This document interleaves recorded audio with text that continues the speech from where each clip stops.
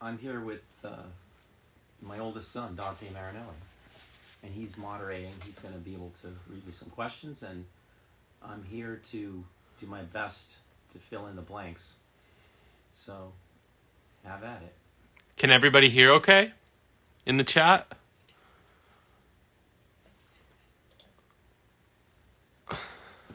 They're saying this is great for the culture. Does anyone have any questions we want to start off with?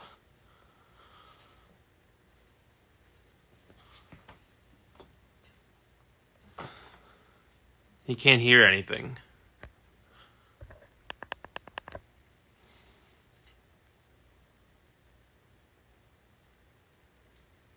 Okay, here's some. What sounds were used on Baby Be Mine? Should I field that one? Yeah. Okay, so you want to talk about Baby Be Mine? Yeah. So the question was, what sounds were used on Baby Be Mine? You just have to talk up a little. Okay, so Baby, would it help if I got closer? Maybe a little bit, yeah.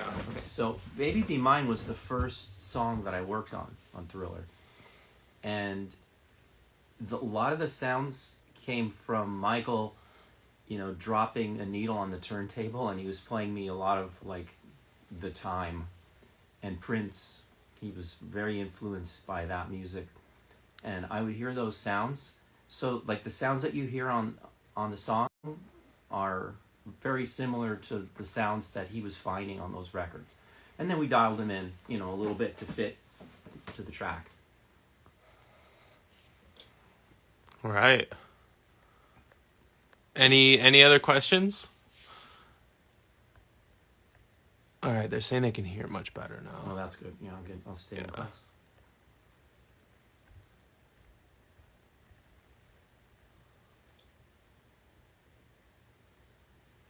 What most spiritual moment creating the album?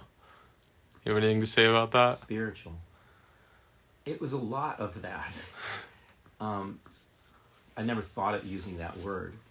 But, in doing these interviews, Stephen and I wanted to do this a long time ago. We probably should have. Because there's always sort of this camaraderie, of anybody that worked on Thriller in particular, but almost anything of Michael Jackson. I ran into Tommy Organ at the airport once, and I didn't even know him. And I just felt like going up to him, and I introduced myself, and now we're friends, and we worked on stuff together. So when you say spiritual, I know what you mean. There's a connection. Sometimes that spiritual means you're connected to something that gives you meaning. And I definitely feel like there was something going on there. I know Michael was searching for meaning in his life because he was just coming out of, the solo album where he was doing other people's songs, and it was like a dance thing. And Thriller was the first outing where he could really put his songs in it and have his voice and test his view of the world, if it was connecting with other people. And clearly it was. So I think there was something talking to him, and Quincy was kind of orchestrating all the pieces and finding all the right people, and you just wonder why was I even getting a chance to be there? I was 23 years old. I didn't have this huge resume of anything. So I believe that, and I still feel it now. And I, in fact, more, if you are interested in these interviews, a lot of that comes up. That's a really interesting question, and I do feel that in the sense of connectivity to something, and it's this search for looking for meaning that people that write songs and do music, I think, tend to wanna find, is that why are we here, and to speak to people. That's great. All right, Synth Wolf 1 is asking, I always thought the synth bass was a modified Mini Moog, but apparently it's an ARP 2600. But did they layer a Mini or an ARP, or can you talk about other synths used on the record? Sure. I mean, the sound on Thriller, if you're just talking about the bass sound, it's this ARP 2600 just all by itself. I'm not aware of too many modified mini moogs. I mean, you would have to modify a couple things. You would need pulse width modulation. Can you see this? I can kind of adjust, yeah. Yeah, adjust. So on one of the oscillators, you need pulse width modulation modified by one of the envelope generators. So the same shape of the sound has to modify the pulse width, and that gives the sound sort of this inner growl. That's the best term I could think of. And it's a 2 oscillator sound, but then you can't use a third oscillator because then it starts to chorus too much and it doesn't have like as much definition. So I took a sine wave from the same oscillator that had the pulse wave. So it's the same oscillator, and just boosted up some of the low end. So there's like more low end than normal by just using a pulse wave and a sawtooth wave. I don't know if this is getting too technical. And you need a keyboard that has multiple triggerings so that when you play connected notes on the keyboard, then it will fire. And on the Minimoog, if you connect the notes, it won't fire the envelope generator. So there's a lot of mods that would have to happen. So a lot of people ask about the Jupiter. They say that the Jupiter 8 is also a possibility. They're saying maybe the Jupiter 2. Well, you could do it. Like, I could probably make that sound on a number of instruments, but those are the characteristics, or like I need it to do that if I want to match the sound, or else I'm just sort of like going in and around it. But I can tell you, like, it was done on this because we did it. But you could do it on anything. I mean, a lot of this sound stuff it's fun to make sounds and to seek tone, and I love it. But the most important thing about that is the song, and then probably second is the artist, and third is the part that Rod Temperton came up with, because it's a pretty unusual, it's like a Latin bass line, you know, doom doom doom doom doom bom ba-dum bom bom bom bom bom. It's like a dance hall merengue, you know. It really comes from that type of a feel. And then after that, the person that played it, and that was Greg Fillinganes, and then you get to making the sound, you know, which we all like, and it everything mattered on Thriller, you know. Everything had its place. Even the way that bass part is, there's like space in the way it's played, and the articulation, you know, there's short notes and long notes. It's not just all like quantized to a click or anything. So you could probably make it on a few other instruments. I would want to have pulse width mod, and you definitely need a multiple triggering keyboard, or else you just can't play the part. It would be like really staccato. And I made a video showing it, like doing it, because you know you could use anything. And in those days, if there was only a Minimoog there, it probably would have been on Minimoog, and we would have played it a little differently. But that was the best instrument to play it on, the 2600, and there was like everything there. Like I had, what instruments I didn't have, I rented. So the hallways were full of like, you know, anvil cases, full all the way. Like we had 2 cartage trucks full of stuff. So I was renting everything in town. Like, I'm doing a record with Michael Jackson. I mean, I knew who he was, and he was huge to me. I mean, after Thriller, it was a whole other thing. But I was there to like just make an impression and be a resource for whatever. And I knew how to program. That was kind of my strength back then. But definitely, you could pull it up on a Jupiter 8. But the characteristic of the filter, I love it. It's a little bit different, but that'd be a good go-to as well. Dev K Jams asks, were the LM1 and the Lindrum both used on the album? Yes, but I didn't program the LM1. Michael had an LM1, as far as I understand. But I could tell you that, you want to turn the camera? This is the LM1 that I had. And if we get a screwdriver, I could show you the inside if you want to see the chips. Because I grabbed the chips. I'll tell you what was going on here. They're not in too tightly, so I can unscrew this thing. So there was some LM1, I don't know exactly where, but when it came to Thriller, it was originally a song called Starlight, and it had a drum machine on it, whatever. And we had to build Thriller up really fast, like from nothing. It was just like, you know, this was the Linn drum that was there to work on. And I heard the tracks on Starlight, and I heard some chips sounds that were not available in the Linn drum, because the Linn drum just came with whatever chips, you know, you take home when you buy it.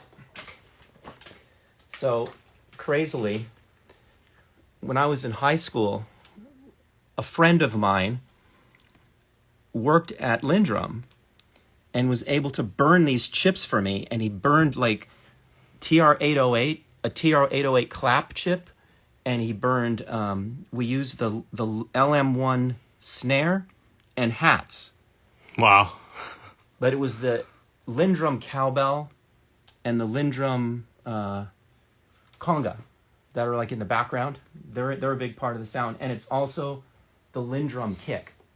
So I think I got that right. So you can see in here, like, but back in the day, it was only like this. So I had to pull these things out. And I was breaking the legs off, you know. And then I'd have to go back there. He'd go back into Linn. They were in like Tarzana or something in the valley. And he would burn another chip for me, or 2 chips of the same thing in case I broke the legs. And then I'd come back in. So I was able to like get LM1 sounds playing out of the Linn drum. Now Bruce Forat, who took over Linn drum, he's given me all those chips, so you can see them. They say Forat on them, and you can easily like take them out without breaking them. So that I put these sounds in. So this is an LM1 hats. So I think I was demoing the Thriller thing a little while ago. So that's maybe why somebody hears it and thinks it's an LM1, because it's kind of like a hybrid. And you could do that now. I mean, you get these like quick release things. But back then, nobody, you know, Linn didn't even offer those quick release sockets. So I was just trying to figure out how to do it. And he said, hey, I could give you some LM1. And then this Linn drum, but with the stock Linn sounds. I just went back to that. And I did that in the hallway with James Ingram before the band came in. And it was like I programmed it with the song mode in the Linn drum. So it was like verse, chorus, bridge, you know, and another section, alternate verse, I think, with a different kick. And we just sat there and got it. Like, he knew the song. He had it down. And you'll hear the story in one of the interviews about how Quincy came up with the idea for the song, and then how James got a call in the middle of the night and came up with the song, and it was like a matter of days or something. And then there I am, like there was no room in the studio. I was literally programming it on top of the anvil cases in the hallway. Then the next day, showing up and using this Dr. Click, I was getting a click from the 24-track 2-inch, and then I would process that click through this Dr. Click, and it sends out a 48 clock to the Linn drum, and then it would be in sync, and then the band played to this Linn drum, and I was just, you know, pushing one button, and then the whole song would play, and then they would just do takes on it. But that was pretty fun. That was a spiritual experience watching. It was Alfonso Johnson and Lewis Johnson. Sorry about that. It was Lewis Johnson, Greg Fillinganes, Paul Jackson Jr., and you know, this Linn drum robot playing along. Well, people love that Linn drum. You opening up. People are asking. I am Josh Riggins was asking, was there any Prophet 5 used? Yeah, the opening sound, that ba ba ba ba ba on Thriller, it was the Jupiter 8 and doubled with Prophet 5. So they're in there. So I'm pretty sure it was just like one mono track of each and then split. I don't think we did like stereo Jupiter 8 and then stereo, like you would probably do that now. You know, there was a track. We didn't have a lot of tracks. Even though we were running, you know, 3 multi-tracks, still, it was like a battle for what do we keep? Because a lot of decisions had to be made, and then tracks would have to get erased. You know, like a couple guitarists would come in on something, and it was like, well, we're out of tracks, so we have to erase this guy's track, and so you had to be judicious. Prophet was also used on Baby Be Mine. 100% sure. I know it's on those two. I had a question. Is there any like pedal or effects used throughout the record, or everything is mostly the synths dry? If I were to do that album now, I would. Yeah, running through pedals. I love running through pedals. It was just like Bruce Swedien, you just give him the sound and then he takes it from there. He would always do something, compression, EQ, always reverb. The playbacks were just awesome, like louder than I really liked. It was really loud. Everything that we did was extremely friendly to like getting everybody really excited. The tracks sounded ridiculous in the studio. And Michael, when he was really liking something, he would want it really loud, and he'd go and he would stand right in front of the console and start dancing, and he called it being in the biscuit, because I guess these two giant speakers made him feel like that, and he'd say, put it in the biscuit. And then, that was fun when you knew when it was a keeper. There was another part. What was the other part to that? Oh, was it just Prophet 5? What was the other part? Yeah, it was Prophet 5. Well, I asked about pedals and effects. Pedals, that's right. Yeah. That's the other part. It was just Bruce. I'm trying to think. I may have brought that phase shifter. What, can you see it? Way up there. Can you see that? Tom Oberheim. This was like before he made the synths. He made this. I love that He thing. made a phase shifter. I would be certain. I'm certain that I brought it. I just don't remember using it on anything. But like if you want to consider it a pedal, the Roland System 100M, the Roland modular, because I was using synclavier on the sessions, and I was processing the synclavier through that, so it was like an expensive pedal, because synclavier doesn't have a filter. And what's the easiest way to make something sound good? Run it through a filter, right? So it was this digital thing, and people weren't really used to really digital things. So, and it was a stereo output, so I had 2 VCFs in this Roland thing, so just like 2 paths. Oh, and you know what? I can tell you for sure, in that Roland 100M, there was a flanger and a phase shifter. Oh, wow. So we probably used those on some background strings in Billie Jean. I think there's things like really far back in the mix. And like the Rhodes, right? There's a Rhodes part. That was a Boss chorus. Gotcha. So he used a Boss chorus. There's an effect, but not too many. But was it someone I saw? There was a comment in there about the Rhodes. Was it a suitcase? Mm-hmm. It was a suitcase. Yeah, I remember that for sure. With a Boss chorus. On Thriller, it was a Boss chorus. Yeah.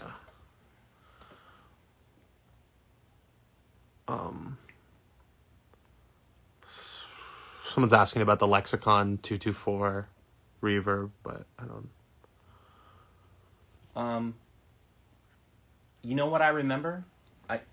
I wouldn't doubt that there was a Lexicon 224. That's the right number. Yeah, right? 224. 224. Then the blue 480 one came after that. Yeah. That was a great sounding reverb.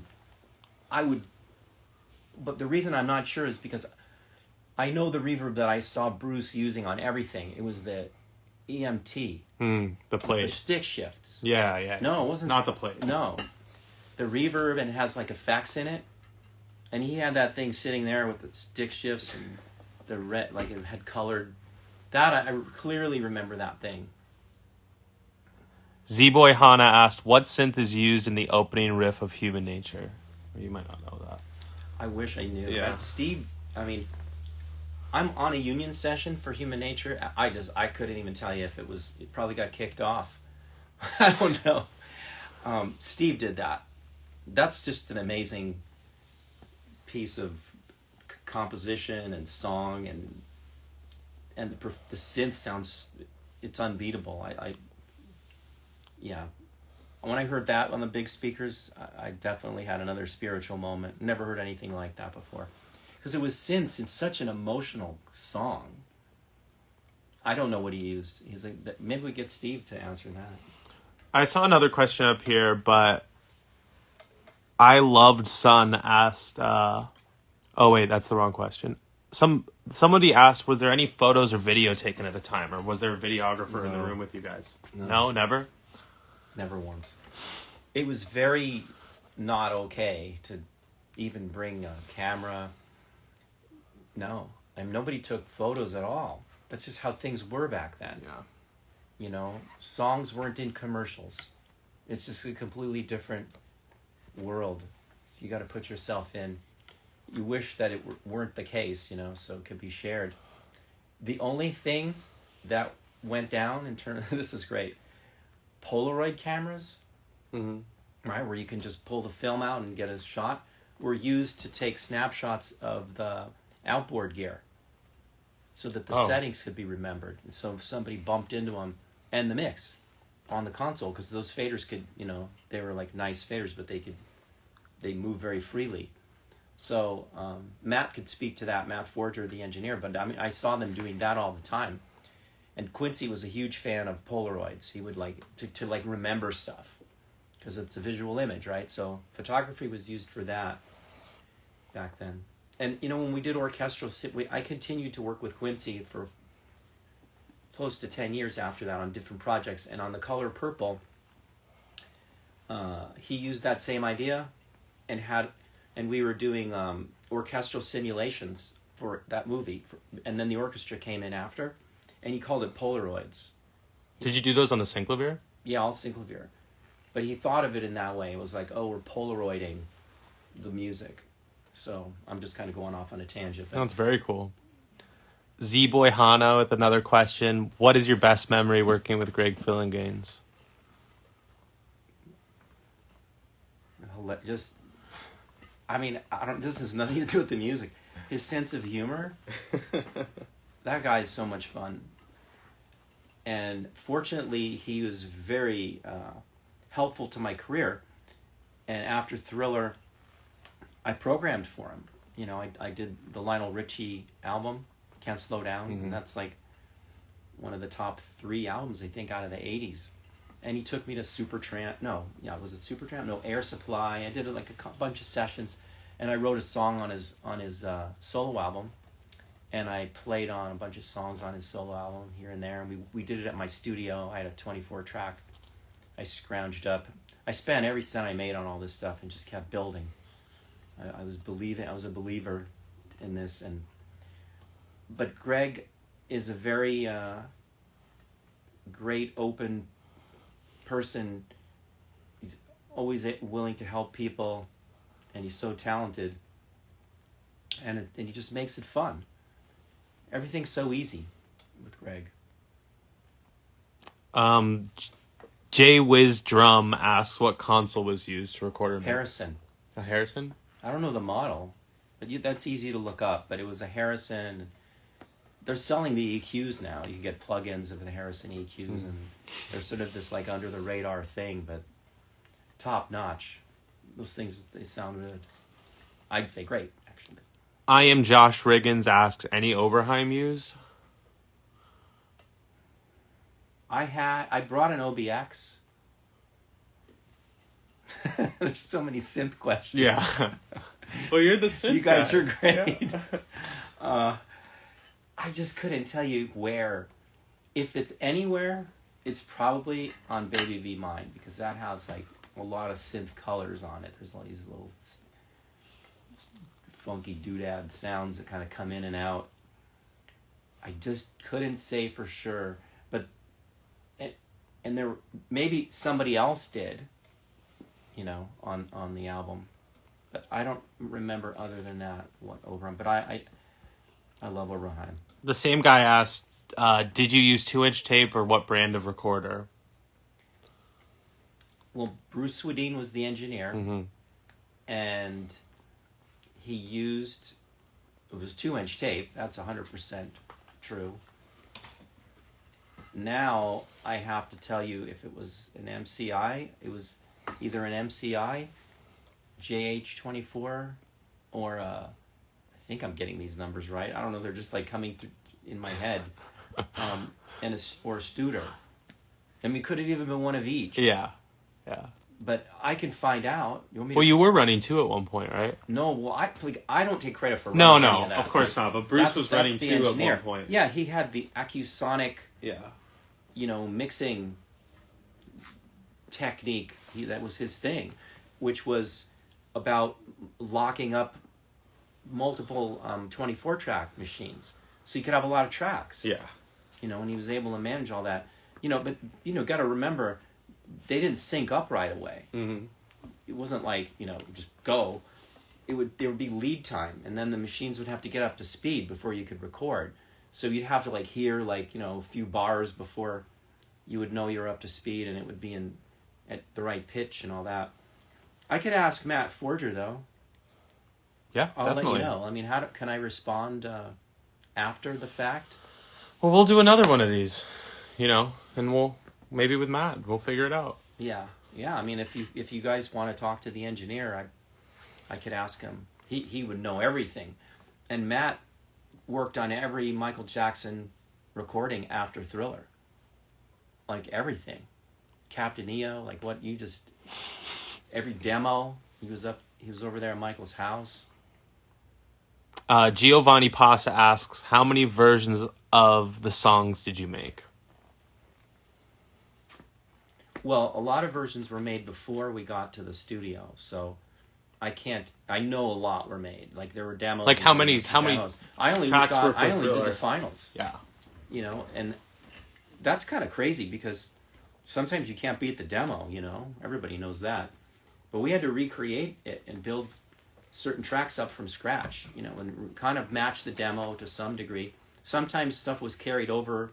David Williams was a friend of mine, the guitar player, and David, was hard to get David to play the same thing twice, because they just come out. Mm-hmm. It was I hope you're in record, and the Billie Jean part, the really famous guitar thing, he couldn't get it, and then Quincy just said, David, you got that. We're good. And they flew it in, mm-hmm. which that was not done back then. Yeah. Because it was just, you'd have to keep trying until it was in sync.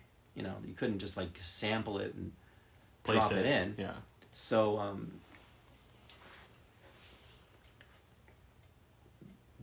I'm trying to.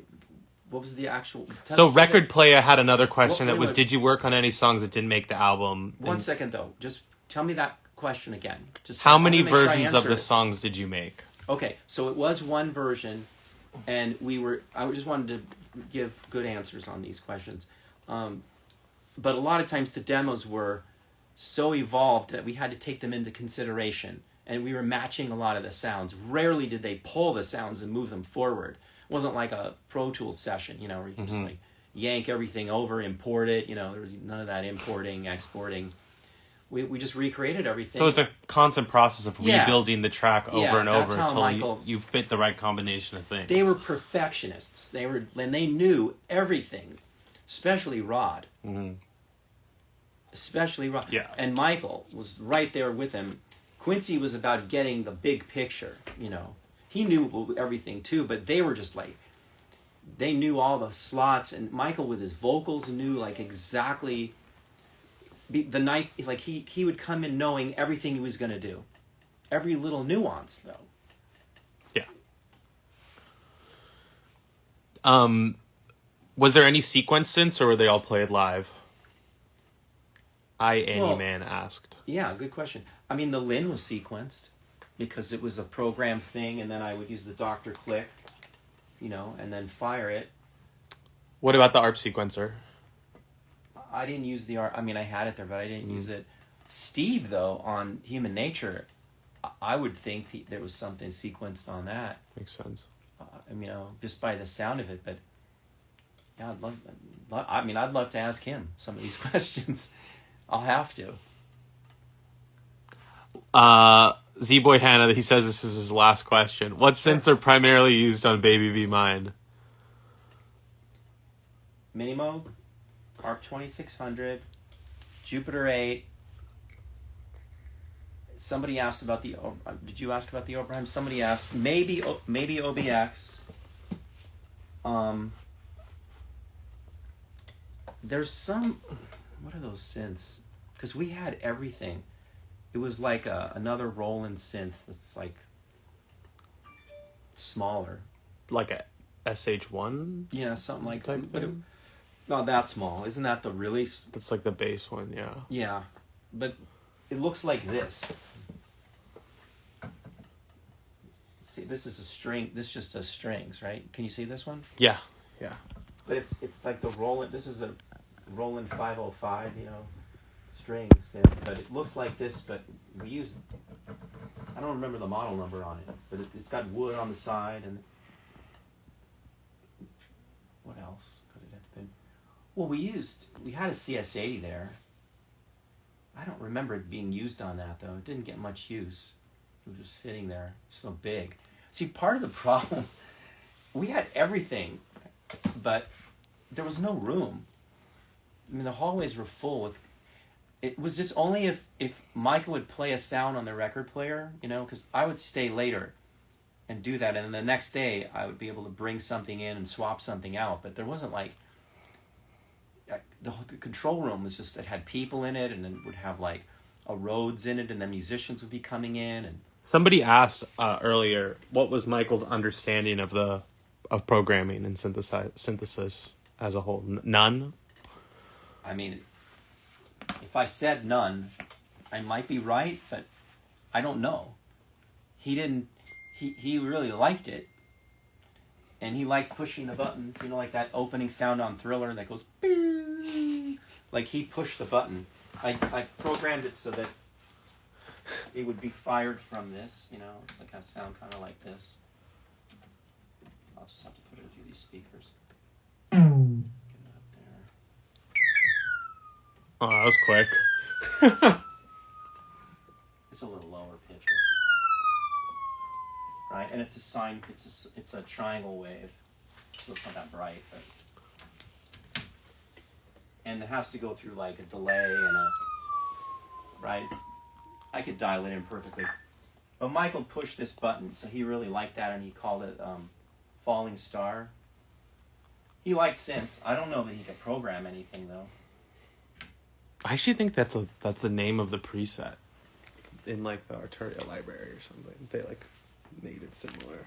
There's an Arturia sound? Well, there's the Arturia ARP 2600. There's a bunch of presets in there, and in the like sound effects one, I remember seeing a Falling Star preset. Oh, I don't know. I didn't even know that they would know that, but why not? Does the Beat It Gong actually feature any Synclavier or Synclavier samples? No, the it's infamous Synclavier, question. It's Synclavier FM. Synclavier FM. Yeah, and if you get, you can get Synclavier on the iPad. Yeah, Yeah. and that's the same sound. It's there. It was a preset, basic Synclavier preset, and if you get the there was a record. It's like a blue vinyl, the color blue LP, and that was the Synclavier demo CD. I mean, not CD, album, and either Michael heard it or someone heard it, and it's exactly the demo. Like the notes are the same, that are played. So there was a lawsuit on it. I mean, it was like they just like took it from that. But you could just get the iPad thing for it's $39 or something, and have a Synclavier on your iPad and pull up that sound. Well, can you talk about that real quick? Well, they have a new Synclavier out called Regen, and it's capable of making FM synthesis, sampling. It doesn't sample, but it's a sample playback, so you can layer sounds, and you can get up to like 12. Like the Jupiter 8, you could get 2 sounds at once. You could get 12 sounds in stereo and spread them around wherever you want. Yeah. And then it also has subtractive synthesis, so it has a multi-mode filter, so you can filter any. It has the filter finally. It has the filter, yeah. After all this time, and it sounds great, and you could get that sound on there too. Someone said, "Will you teach a programming class?" Sure. What do you want to know? See. Yeah. Old voltage. What do you want to know? What would be? Yeah, I mean, like from ground zero, like oscillator. Yeah, tell us what you want to know, guys. This is the whole point of this. Yeah, I mean, the way I looked at it, like, I wanted to be able to hear a sound and then know how to make it without even, like, just dial everything up, and then when I play a note, it's, like, close. Mm. And then you have to bring it, because you don't know exactly what this means. They're not all accurate anyway. But that's what I wanted to do. And the way I was able to do that was I started breaking down everything that I hear in terms of pitch, timbre, duration, and amplitude. So everything has a pitch. Mm-hmm. So I would go, okay, well, what do I do? Okay, oscillator. That deals with pitch. Now, do I have to modulate the oscillator? Only if the pitch is moving. So then I think, well, how is it moving? In the shape of like an LFO? Or like one shot? Like an envelope generator? Or is it just like kind of random? So I have to modulate it with noise. So I'm thinking like, okay, that's pitch. Now go to timbre. That's filters. What kind of filter? Is it skinny? Is it fat? Does it go like top down or bottom up? So I mean, that's how I would teach it. Like just listening and just talk. That's the best thing, I think, in terms of, it's not technical. Just, it's using your ears and then just using, like, put it into words is good, because you could describe it like and say, oh, that was a really emotional sound or a loud sound or powerful sound. Okay, now you're putting it into words. Mm-hmm. Then keep going. Yeah. Keep going. Like, well, and it was at a high frequency and it had a very short attack, and you just keep saying that to yourself. And then if you know what these modules do, then you just translate it into the module. So working with Michael, when he would say like, I want this feeling and stuff, you would translate that into... Yeah, and I would talk with him. I'd have a conversation with him and say, oh, do you like that because it's like, it's squirty or something? You know, I'd like use like use powerful, a word. Yeah. I'd use a user-friendly word, like, okay, and then I know what squirty means. Yeah. Like the first thing that comes to mind, what? Like very resonant, Resonance. resonance. So then there's a resonance button, you know? Yeah. So then you know what you're talking about. But then you have to go, and it has a sharp attack. Okay, now I'm going to go to the filter. So if you can put it into words, and then you start hearing what you're doing and going, God, it's not right yet. Then you go back and listen to the sound and think, well, that's because I'm hearing something that I'm not doing here yet.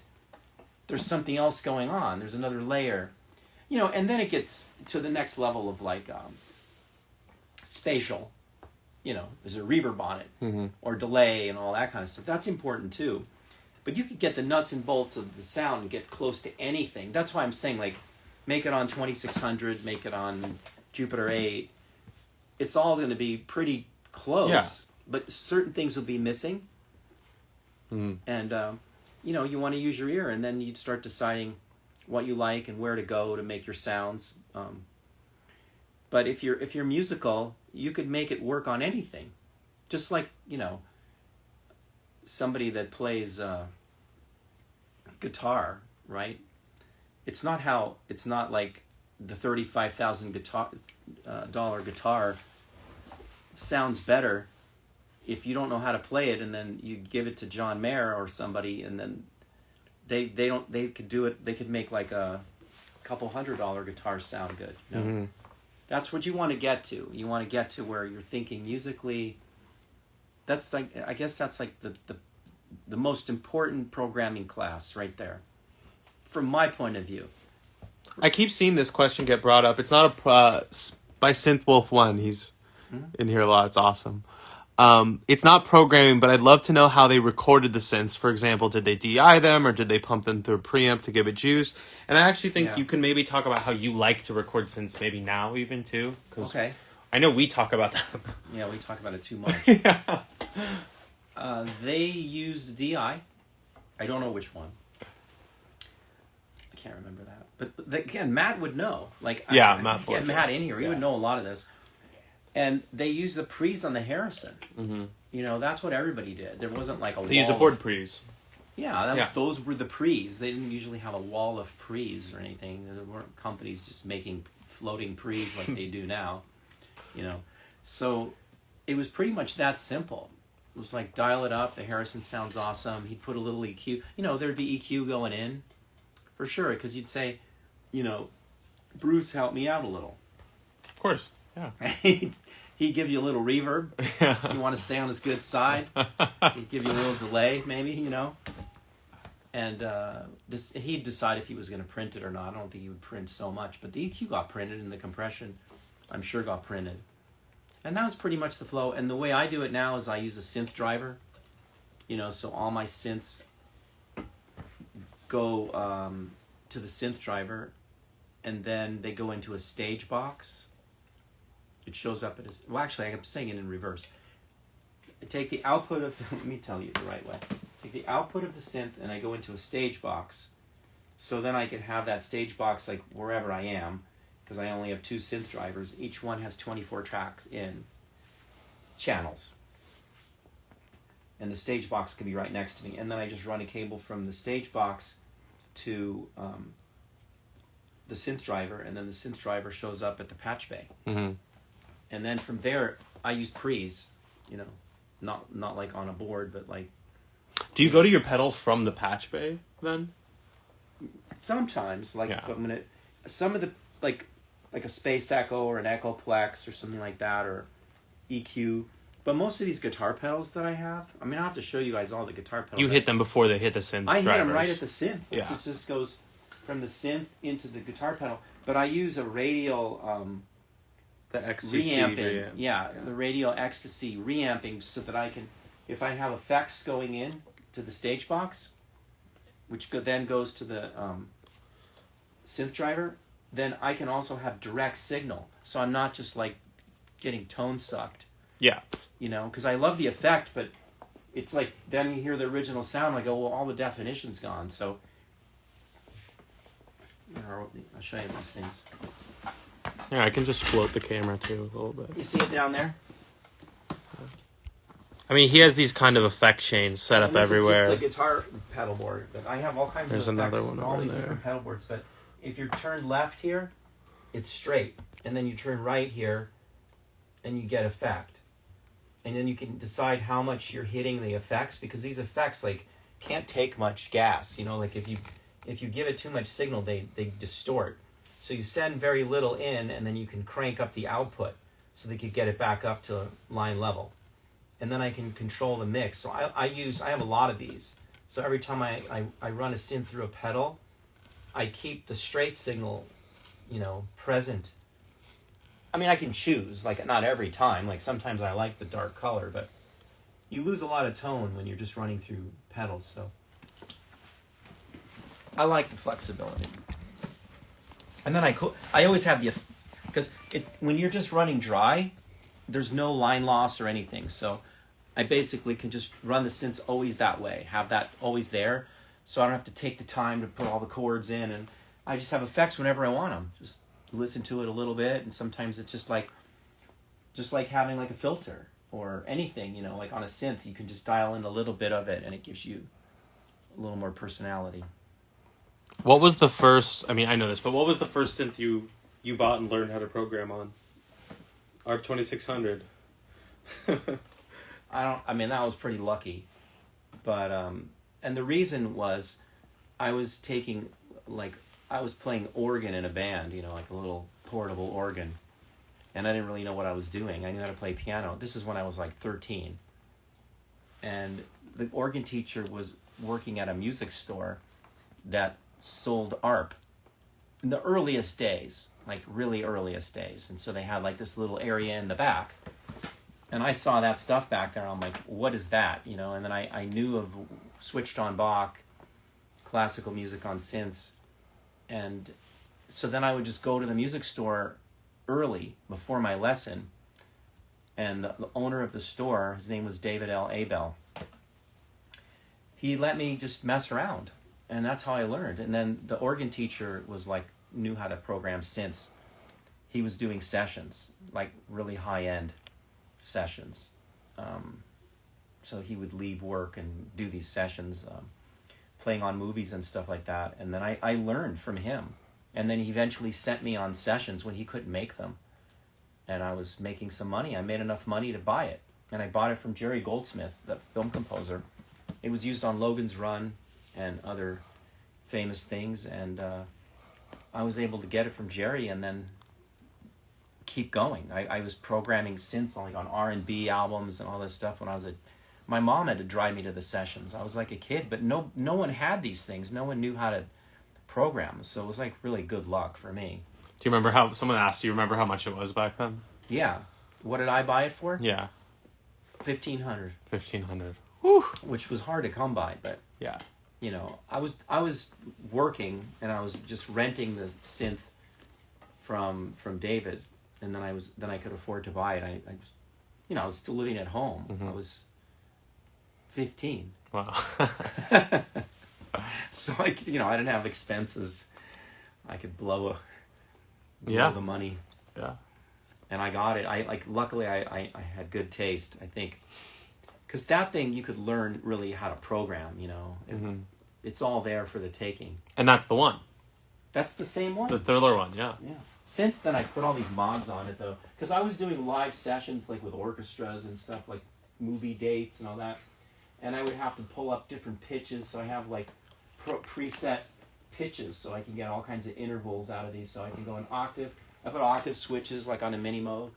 Octave down, neutral, octave up.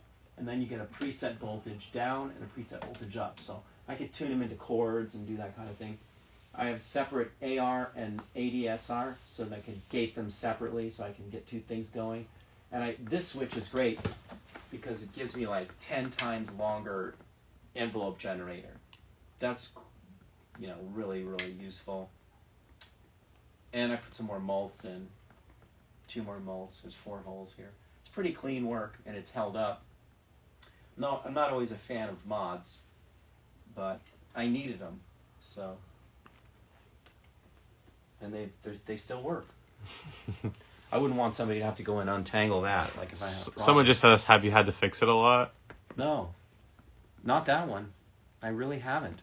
But partly it's because I use it all the time. It's just, you see, it just sits there. It's on. So it makes a big difference. Like when these things go and just getting dusty and they don't get turned on. If you use your synths a lot, but you need a tech. If you have even if you don't have a lot of them, because then if you don't have a lot, then if it breaks, you don't have anything. So having a lot of them is good for backup, because they do need attention. It's like a piano needs to be tuned, and an analog synth needs to be calibrated, and it needs to be seen. It Mm-hmm. needs to go you need your checkups. Yeah. Like we all do, and then you can keep them healthy, and they'll keep you happy. What year Mini Moog is it? I am Josh Riggs asks. How do you know what this guy? I'm just gonna see if I can pull the serial number on it. 9846. Do you remember when you got it? Yeah, I got it in 79. He said, "How many holes are on the back?" Rob says it's a 75. Rob's on there? Yeah, Rob's in here. He says it's a 75. What, 1975? That's what Rob says. Yeah. You should do this with me. It's Rob Rosen. Yeah. Shout out Rob Rosen. Rosen He's Sound. my best friend. Yeah, he's the best synth tech in the world, so he keeps everything working perfectly. How many holes you still want to know how many holes are in the back? Yeah. What does everything count as a hole? Like there's a Schmidt trigger, and then there's 1, 2, 3, 4, because there's like a MIDI mod here on this thing. Well, it's not really MIDI. I shouldn't say that. It's gate and trigger, additional gate and trigger, so you can have a MIDI box that'll convert to gate and trigger, and then you can technically have MIDI control this thing. So let me count the holes. 1, 2, 3, 4, 5, 6, 7, 8, 9, 10. 10 quarter-inch jacks, a Schmidt trigger, and 2, I don't know what these are, regulated DC power outs. Rob is explaining to the chat exactly which. Listen to Rob, guys. Listen to Rosen Sound. He knows exactly what it is. Yeah. I don't take them apart. Do you guys have any more questions you want to get in before we wrap it up? We'll probably do another 2-3 questions. Let me see if I can find one in the chat. Doodoo Monster asks, what is the greatest piece... what's your answer to the greatest piece of work you've worked on in particular, moment or song? Of anything? He's leaving it open, yeah. I mean, so it's hard to say. I mean, sometimes what you think is the greatest doesn't get out there. I mean, in terms of working on somebody else's thing, the actual song Thriller, so many things came together. So in terms of working on somebody else's thing, it's hard to not say that. Because even if I didn't say it, I have to. Because it just, you can't argue with the impact that it had.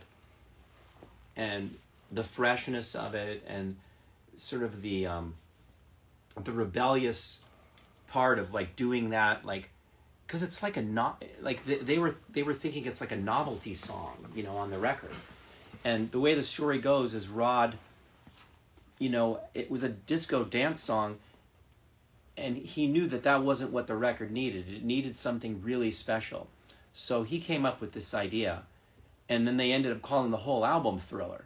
But he was playing around with the name Thriller and singing it and thinking the album, it needs Rod. Rod. This was all his idea. And then the way it evolved, and then the throwdown and getting Vincent Price and the pipe organ and the sound effects, and then the theremin went on afterward. It was and I just saw all this unfold all the way from putting down the Lindrum. So, and then, it goes on. The Thriller story goes on because the record company didn't... Remember, Thriller wasn't released as a single for a year. It was released as a single a year later. Usually the album is over. Thriller built steam for a year. And then a video for Thriller, they were like, no. This is a novelty song. This is not a song we're doing. There were only 4 songs that got videos. And Thriller was Michael fighting.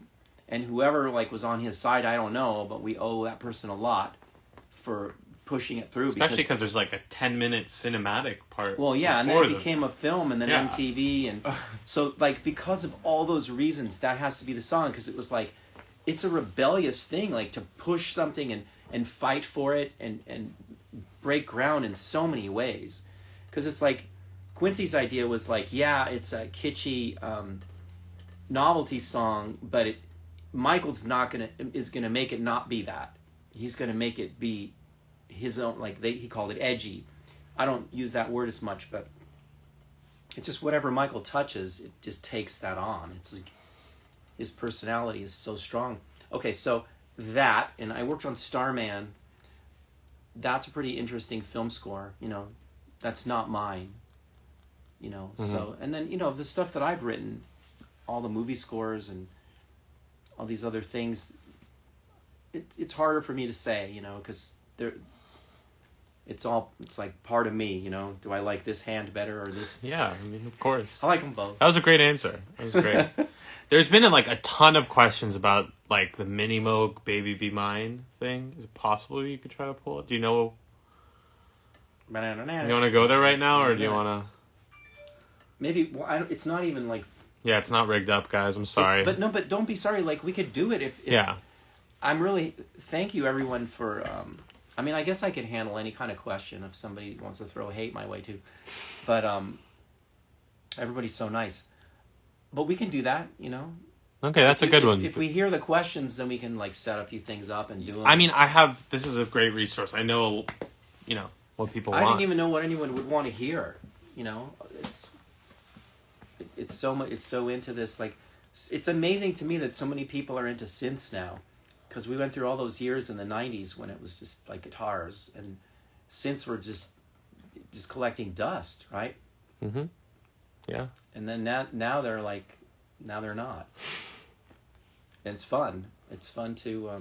Now they're these objects of desire. They're really special. What is it that we like so much? There's something. It's beyond the sound. They just look. There's there's something to try. It's the childhood instinct of turning knobs and all that.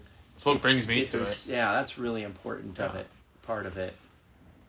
You can play with it. All right, I'm gonna take one more question. I'm looking through the list to see a good one. If you guys have one last good one, get them in quick. They're all good. This one, record player, you've asked this one a lot. Did you work on any songs for the Thriller album that didn't make the record? But we kind of addressed that already. No. Yeah. Everything I played on was on the record. I didn't work on it. Like Carousel was a song. I had no part of that.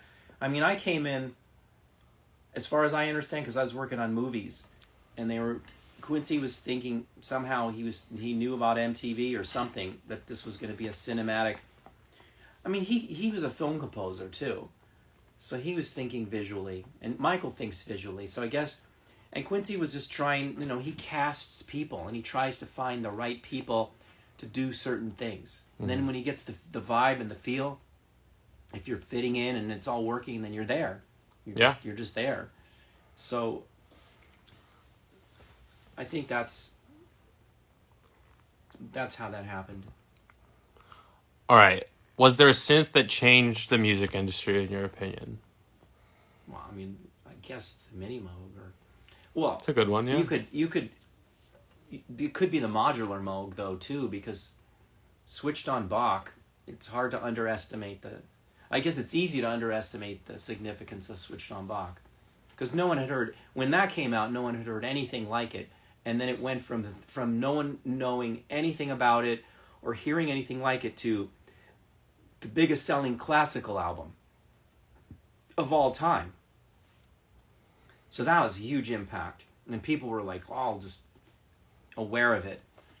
But in terms of like being able to go out and hear it on countless like concerts and albums, I mean, the Mini Moog, yeah, it's classic. Yeah, but is it the greatest it's like, is the greatest the biggest selling and the most used? I like a lot of synths, so I don't even know if I want to say like which is the greatest. I mean, I played Mini Moog a lot live, a lot, and it was just the right size, and it sounds amazing, and it's very flexible, and it's very fast because you can't save anything on it. But you could move fast on it. I could go from one sound to the other like lightning on that thing. I love having the octave switches, but the ARP 2600, you can make any sound, and it's like a big modular synth in its capabilities, but it's like in a small package with a handle, and it's like, that was really innovative. I mean, and then it's normaled, like you don't have to put a patch cord in to get a sound out of it. And the flow on it, that it goes so smoothly, like horizontally for the audio flow, and so smoothly vertically for the control flow. And it's so visual, and I like a lot of things about that. And then the Prophet was another groundbreaking instrument because it's polyphony. The CS80, but it's just too big. You couldn't sell enough, and it's quirky sounding and everything. So the Prophet, the Mini Moog, and the ARP 2600. I mean, I don't know. Can you just name? People are asking. Can you name another like musician or artist that inspired you when you were coming up? Yeah. I mean, I really liked the guys that were playing keyboards and synthesizers, like Keith Emerson and Joe Zawinul. I know you love Yes too. I liked Yes, Rick Wakeman.